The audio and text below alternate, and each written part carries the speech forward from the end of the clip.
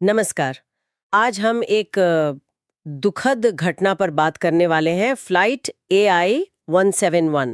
हाँ, वो हादसा। हम उसकी शुरुआती टाइमलाइन को समझने की कोशिश करेंगे। हमारे पास एक दस्तावेज है, फ्लाइट AI 171, एक दुखद समय रेखा।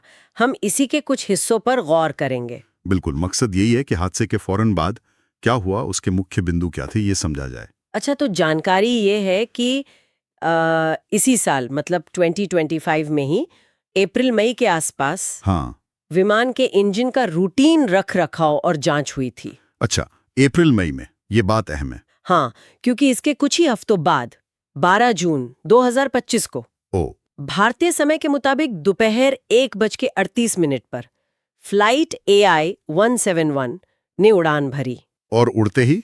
और बस कुछ ही सेकंड में दुर्घटनाग्रस्त हो गई। हाँ, ये हादसा बहुत ही अचानक और भयानक था। बहुत तेजी से हुआ सब कुछ। और जैसे ही ये हुआ होगा, बचाव कार्य और फिर जांच, ये सब शुरू हो गया होगा फौरन, बिल्कुल। अगले ही 2 दिनों में, मतलब 13 से 14 जून तक। इतनी जल्दी? हाँ हाँ, जो विमान के ब्लैक बॉक्स होते हैं ना, जी जी। फ्लाइट डेटा रिकॉर्डर और कॉकपिट वॉइस रिकॉर्डर, हाँ हाँ। वो मिल गए थे। अच्छा। और इसी दौरान एक बहुत अहम बात हुई।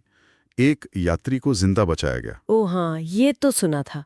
इतनी बड़ी त्रासदी में ये एक उम्मीद जैसी बात थी। बिल्कुल। और साथ ही जांच में मदद के लिए अंतर्राष्ट्रीय टीमें भी पहुंचने लगी थी। मतलब रिस्पांस बहुत तेज था। ब्लैक बॉक्स मिलना, यात्री का बचना, अंतर्राष्ट्रीय मदद आना, ये सब बस 2 दिन में। हाँ, पहले 48 घंटों में ये मुख्य गतिविधियां हुई। ठीक है, चलिए इसे थोड़ा और समझते हैं।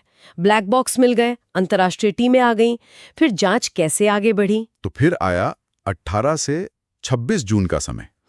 इस दौरान उन ब्लैक बॉक्सेस से डेटा निकालने का काम, मतलब डाउनलोडिंग, जी। वो पूरी हो गई। अच्छा, डेटा रिकवर कर लिया गया। हाँ, और सूत्रों में ये भी जिक्र है कि जो अंतर्राष्ट्रीय संस्था है ICAO, International Civil Aviation Organization, वही उनके किसी पर्यवेक्षक को जांच में शामिल करने की बात चल रही थी, एक विकल्प के तौर पर। अच्छा, मतलब अंतर्राष्ट्रीय निगरानी की भी सोच थी। हाँ, ऐसा लगता है। हम्म जबकि देश के अंदर तो विश्लेषण चल ही रहा था। हम्म तो अब देखें, कई चीजें एक साथ हो रही थीं, तकनीकी काम भी और शायद प्रक्रियात्मक चीजें भी। ये दिलचस्प है।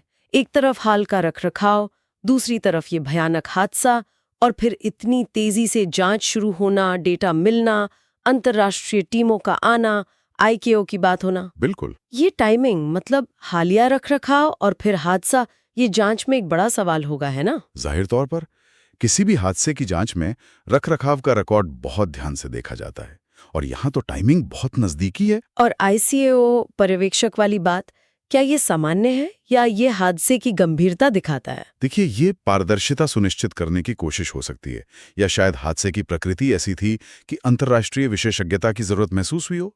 दोनों बातें हो सकती हैं। तो अगर हम इस पूरी शुरुआती टाइमलाइन को समेटें, तो क्या दिखता है? देखिए, हमें क्रम दिखता है।